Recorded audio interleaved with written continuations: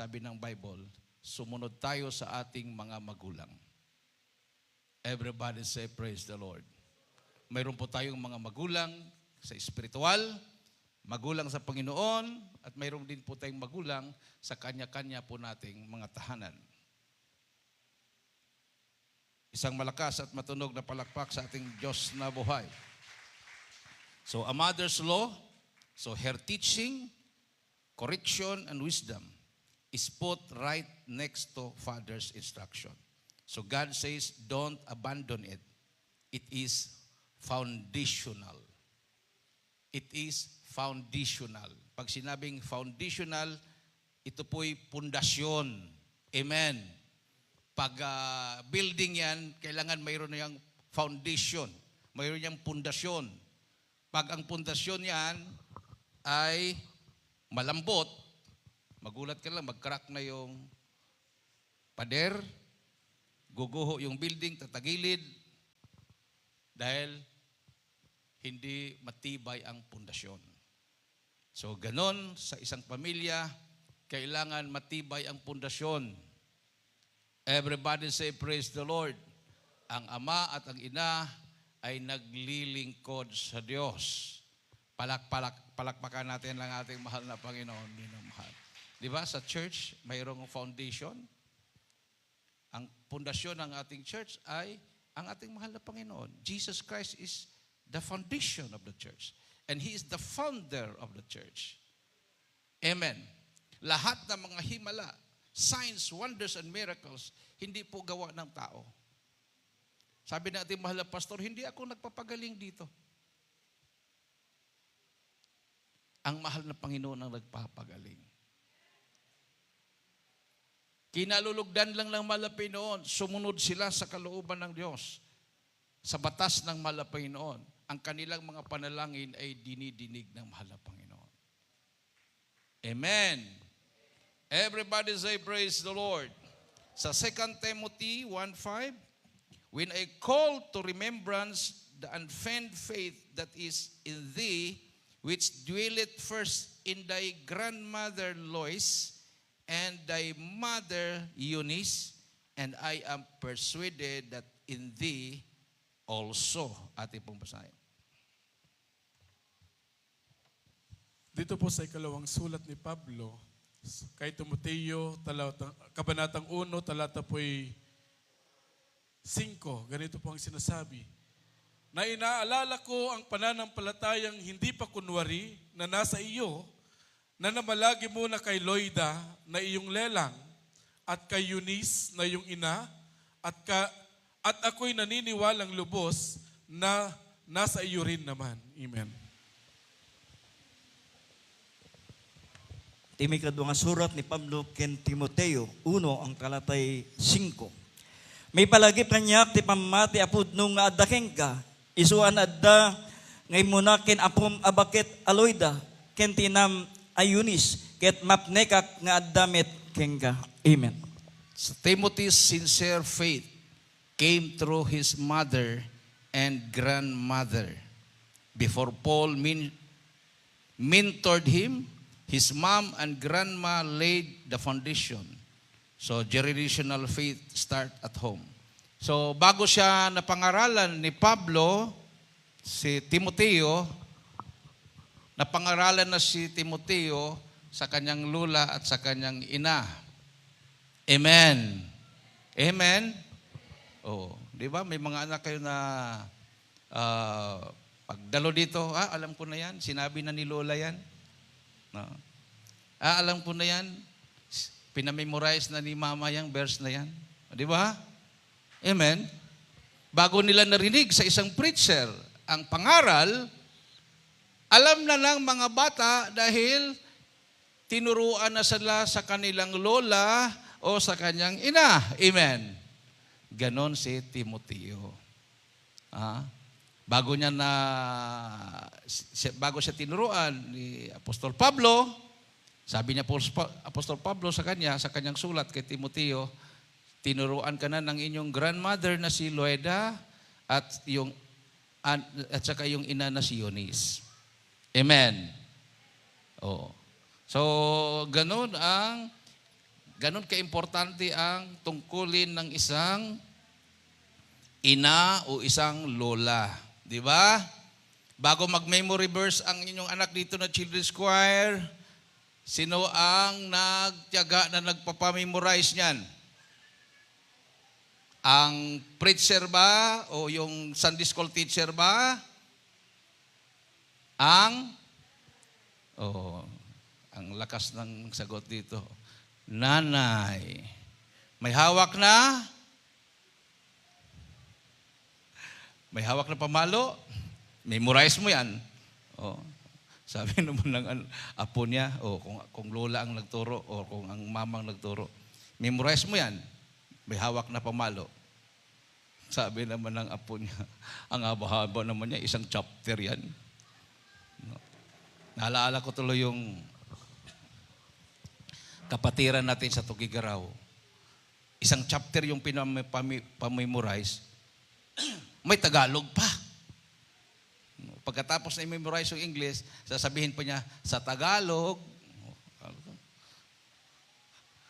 kami mga preacher, hindi namin kaya yun. Sinong nagtitsaga? Ay nun, nasa harapan yung mama, nagko-coach, na parang yung bibig niya, ito sunod, ganyan. So rule na, yun yung tungkulin ng mga ina. No? Mapalad kayo kung ang inyong mga ina ay matyaga na nagtuturo sa inyo sa salita ng Malapino, nagpamemorize ng mga kanta, yung mga lula nyo, nagpamemorize ng mga bersikulo, mapalad kayo. Kaysa mayroon kayong ina na hindi kayo, wala silang pakialam sa espiritual. Ayun, nagaganon-ganon ng, ano ba yung ginaganon-ganon nila? Madjong daw. Walang pakialam. Sabihin ng apo, lola, ma, kain na. Kain na kayo doon.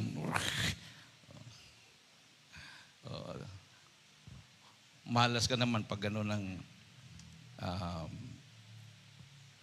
magulang mo. No? So, ipag-pray mo yan. Kung ikaw lang na-save, tapos yung magulang mo, hindi pa. Pag-pray mo sila para magiging example sila na ama at ina ng tahanan. Everybody say, praise the Lord. Walang imposible, minamahal. Walang imposible sa Diyos na buong pamilya maglingkod. Ang pinaka-perfect example na buong pamilya naglilingkod, ang ating beloved parents in the Lord. Amen. Amen. Ating mahal pastor, beloved stand pastor, kanilang buong pamilya, kaapu-apuhan, naglilingkod sa Malapino. Palakpakan natin ang ating Diyos na buhay. So, yan ang perfect example, minamahal. Sa Proverbs 31:1, 31:1 ng Proverbs.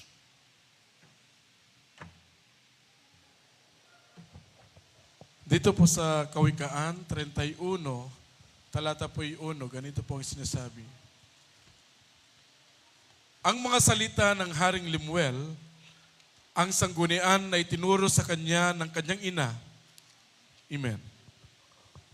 Ilocano version. Dito'y dagiti proverbio 31:1.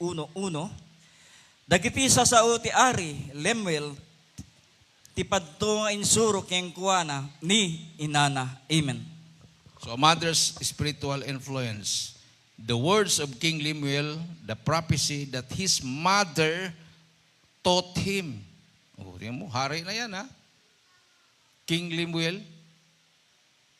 Ang sinabi niya, yon yung itinuro sa kanya ng kanyang ina. Amen. Everybody say, praise the Lord. So, malaki ang influensya, no? Malaking influensya ng ina, no? Kahit sa mga estudyante, minamahal. Sa mga estudyante, sa mga nag-aaral. Pag tinutukan ng lola o ng ina ang estudyante na yan, mag-i-excel talaga yan.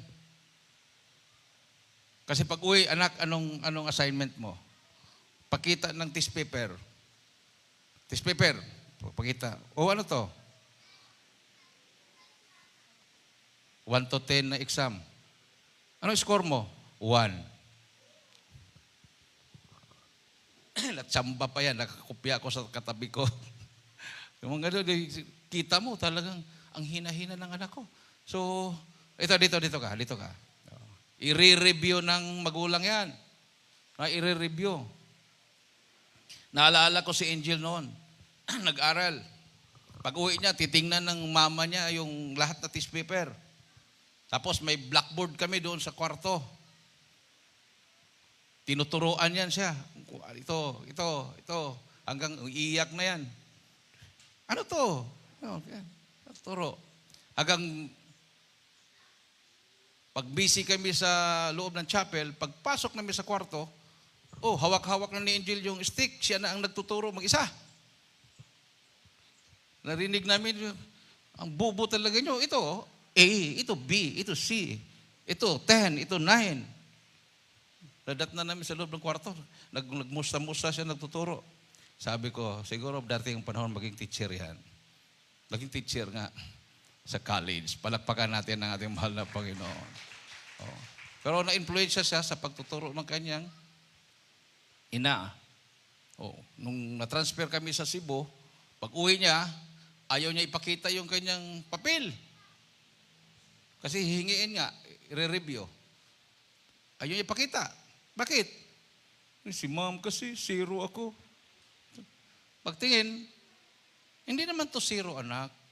Bakit zero yan? Outstanding yan, outstanding. Perfect ka so nilagay sa teacher mo, outstanding. Hindi kasi number ang scoring na doon. Very satisfactory, outstanding, need improvement, gano'n yung pag-grade nila. Doon pa niya na tutunan outstanding pala yun, hindi pala zero. Tapos, doon sa Cagayan de Oro, nakarong siya ng isa. Ayaw niya matanggap, iyak siya ng iyak.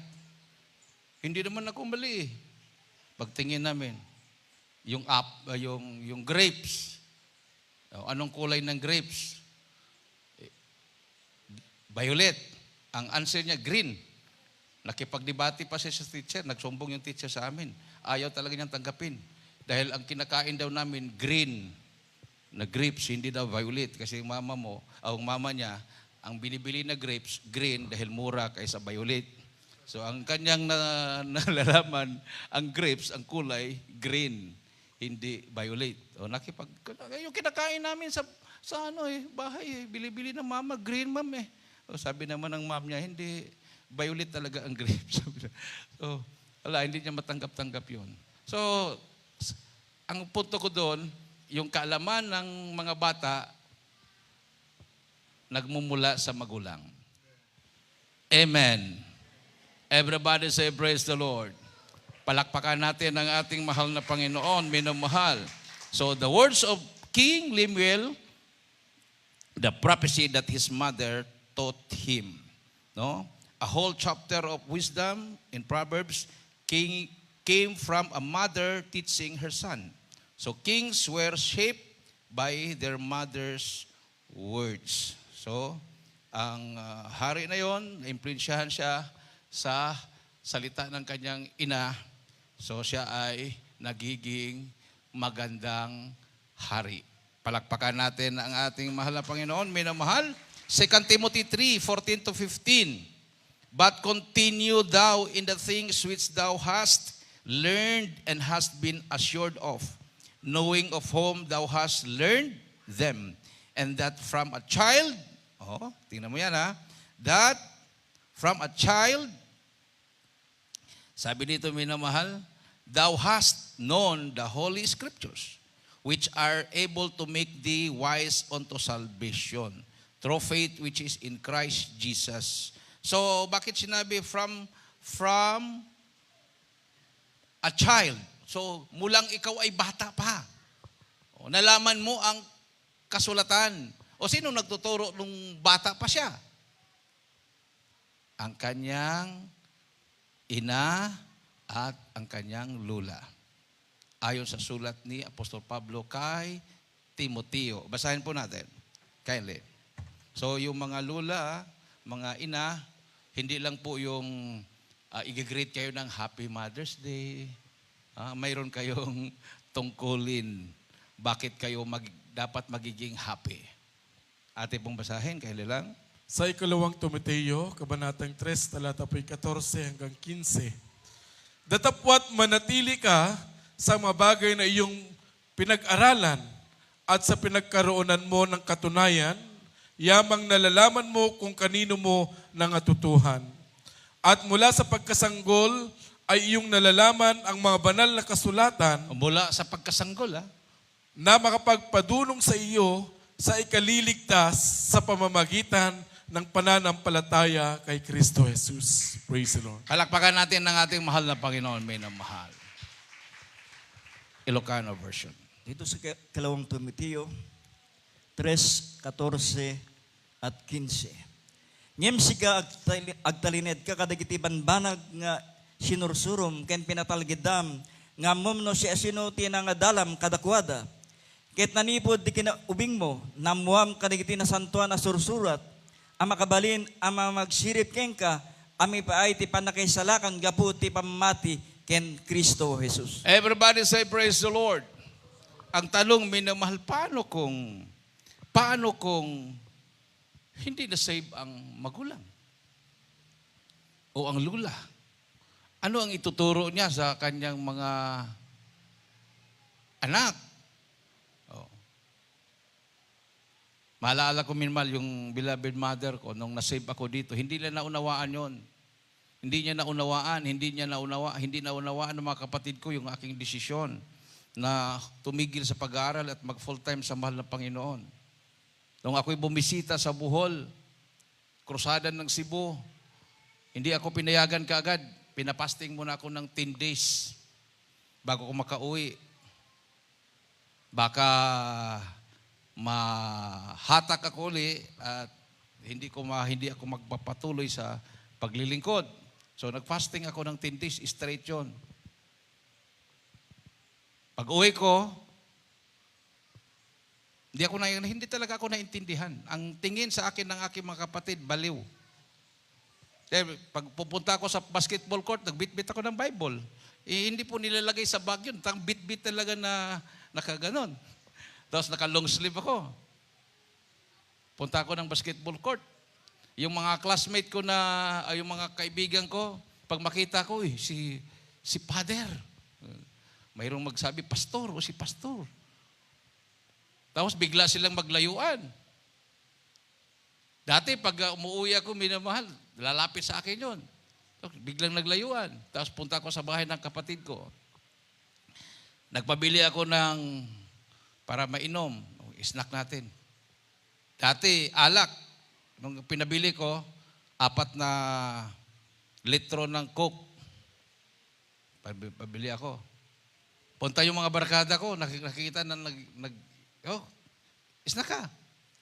Sabi ng mga barkada ko, delikado, nakaka-diabetes yung iniinom mo ngayon kasi Coke na nga yung iniinom, soft drinks. Ayaw namin ng Coke, nakaka-diabetes yan. Tapos tinalikuran ako, nagtawanan. Talagang mahirap talaga minamahal.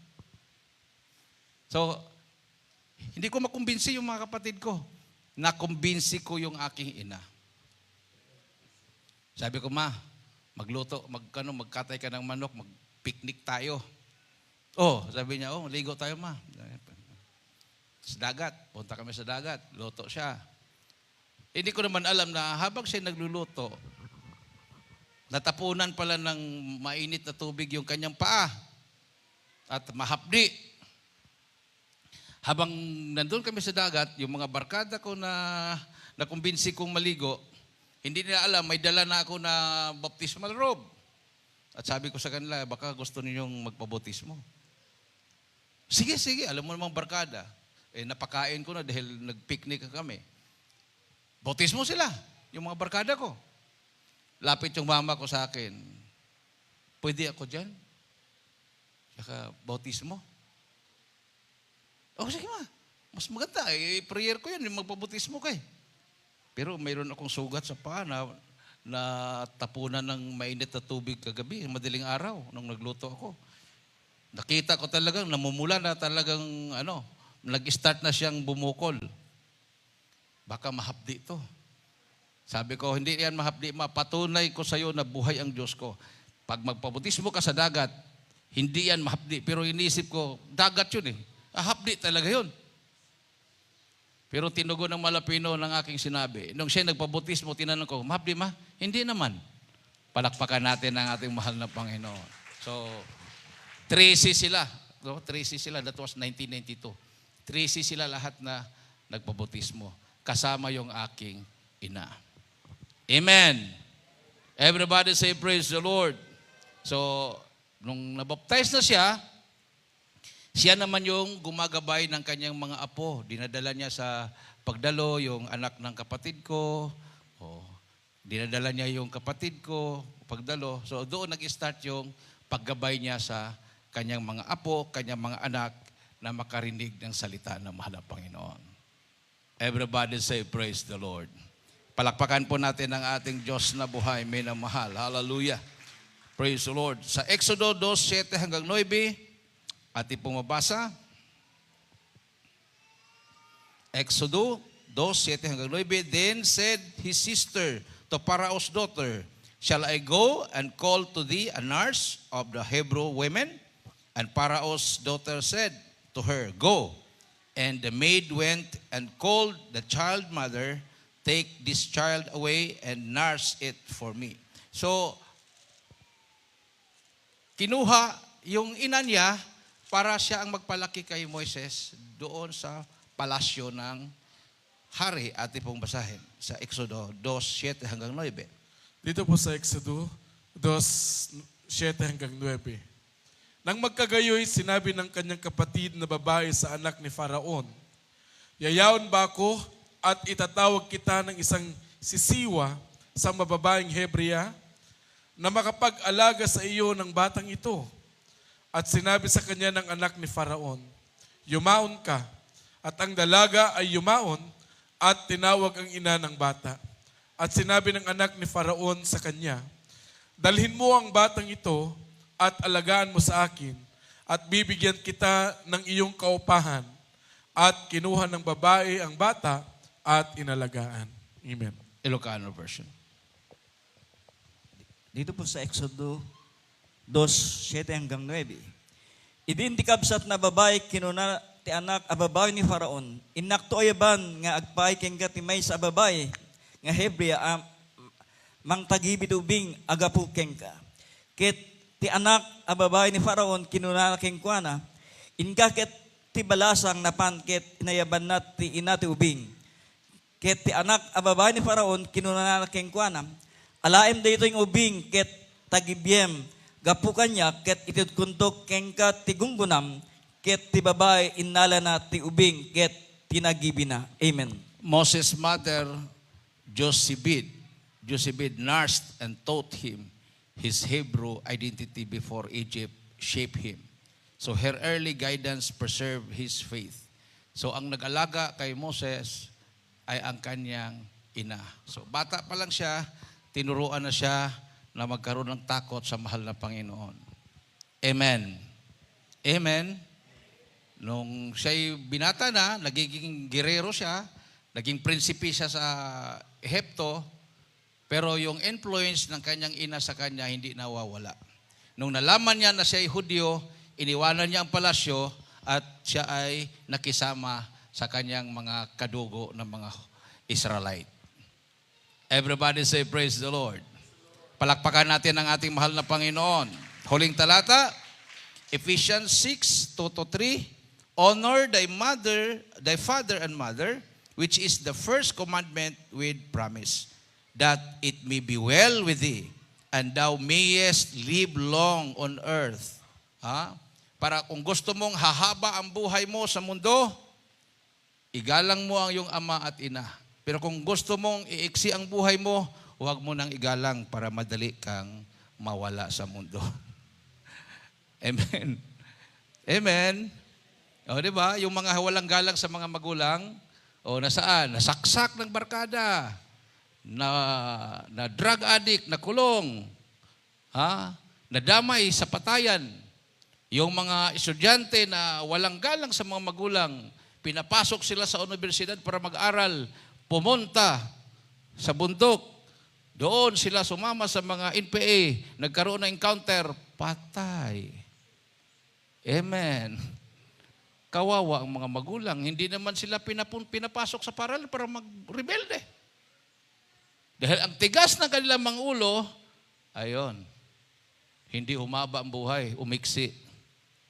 Basahin po natin. Sa sulat ni Pablo sa mga taga-Efeso 6, talata po 2 hanggang 3. Igalang mo ang iyong ama at ina na siyang unang utos na may pangako upang yumaon kang mabuti at ikaw ay mabuhay na malaon sa lupa. Amen. Ilocano? Dito po sa taga-Epeso 6:2 ang talatay 3. Dayawem ti inam, ay dayawem ti amam ken ni inam, nga isu ti umuna abilin nga adda karina. Tapno na imbag kilak amo ket atidag ti biag mo iti rabaw ti daga. Amen.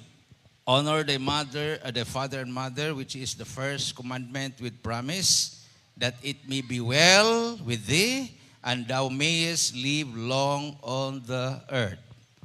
Everybody say, praise the Lord.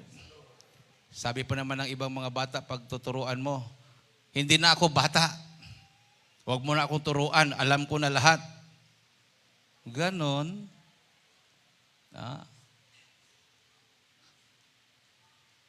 Tapos pag mamatay na yung ama't ina, iyak-iyak. Kung sino yung pinakamalakas ang iyak, yun yung pinakapasaway. Amen. Siyempre, nagsisi siya eh. Mapa! Maglulupasay pa yan. Ang tagal-tagal pang mailagay doon sa pansyon or sa butas dahil harang-harangan pa niya. Dahil grabing pagsisisi niya. Na-realize niya na importante pala ang ama at ina. Ngayon, namatay na. Nandun na sa piling na ng Malapino. Doon pa niya na-realize, mali yung kanyang ginagawa. Amen. Amen.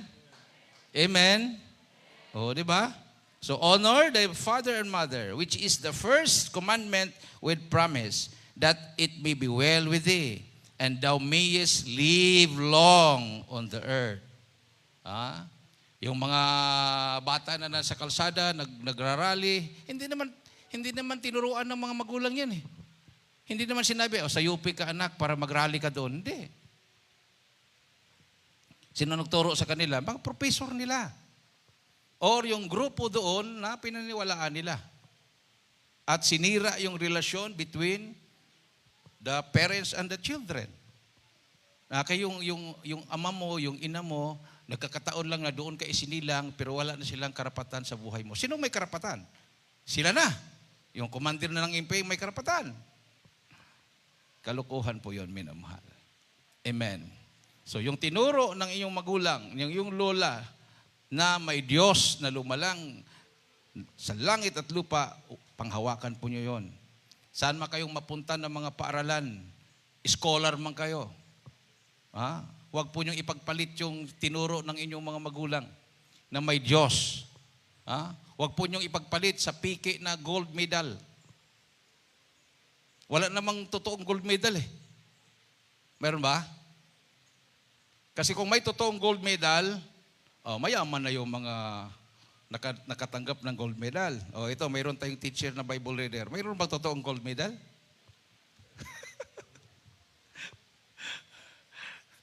Mayroon po best in math, gold medal. Mathematician, isang medal. Best in English, gold medal. Halos lahat na, 5 medal. Kung gold na totoo yan, millionaire ka na. Pero piki kasi. Piki. Ay, 99 pesos daw. Nabili lang 99 pesos. Sayang, no? Tinuturo. Sa pag-aaral pa lang, tinuturuan na tayo ng piki. Binibigyan na tayo ng piki na reward. Okay lang, kahit maliit lang, basta totoo. Talagang makinabang ka. Pero, ang mga estudyante, talagang ihahabol nila yun. Pag sabing, galing tayo sa unggoy, sabi ni mama, sabi ni lola, hindi eh. Pero, marunong tong answer ko. Sige, opo ma'am, galing tayo sa unggoy. Yung lola ko at papa ko, mukhang unggoy yun. Dahil sa grado, dahil sa medal. Hindi naman totoong medal yon. Manatili tayo sa turo ng ating mga magulang na tinuruan tayo ng salita ng mahal na Panginoon.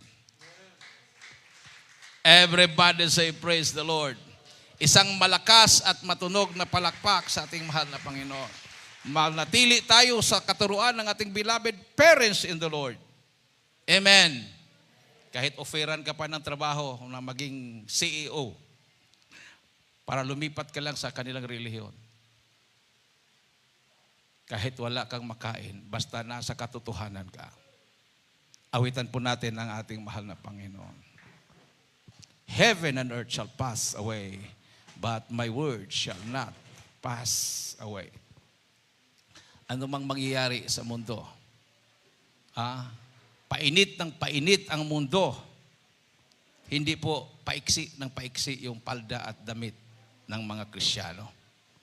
Kahit umiinit pa at painit na nakakasunog na sa balat ng tao, lalo tayong magpakabanal dahil malapit na ang pagbabalik ng mahal na Panginoon.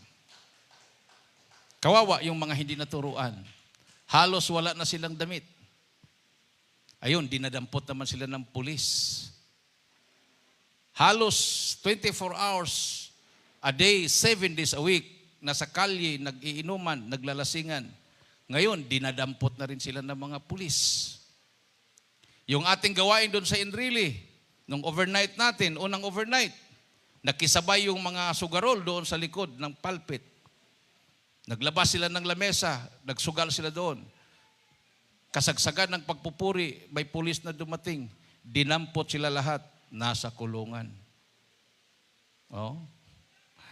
Kung pumasok sana sila at nagpuri sa mahal na Panginoon, yan ang turo ng ating beloved parents in the Lord na magsamba sa Diyos.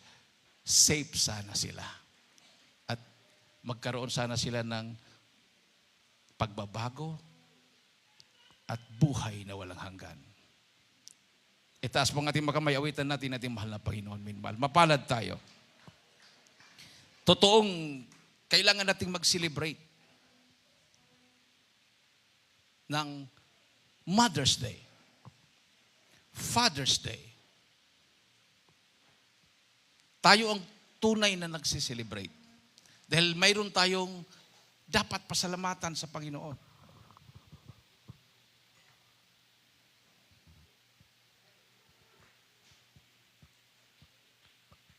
Dahil sa turo ng ating mga magulang sa Panginoon, nandito ang buhay natin. Ituro din natin yan sa ating mga anak, sa inyong mga kaapu-apuhan, ang salita na inyong natutunan sa mahal na Panginoon. Hallelujah!